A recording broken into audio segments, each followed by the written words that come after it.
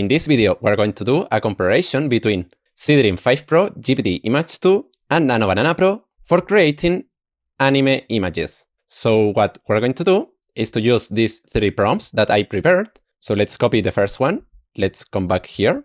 Here I'm going to use Seedream 5 Pro and click this button. Now I'm going to do exactly the same with the other 2 models. And now I'm going to do the same with the other 2 prompts, and then we will see the result and analyze them. Perfect, here we have the images, and as you can see, the results are really good. So let's see first the images of the fights. This one looks really good.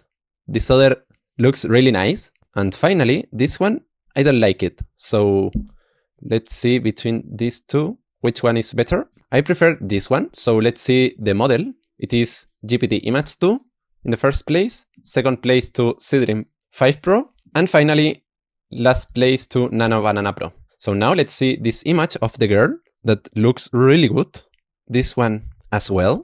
And finally, this one. This one I didn't like it. So for me, this is the 3rd place. And between these 2 images, in my personal opinion, is a draw. So let's see the models. This one is GPT Image-2. This other is Seedream 5 Pro. And last place to Nano Banana Pro. So now let's see these images, and here for me is a draw between the 3 images. They look really good, and I can't decide between them. So let's see the model. This one was made with GPT Image-2, this other with Seedream, and finally this one was made with Nano Banana Pro.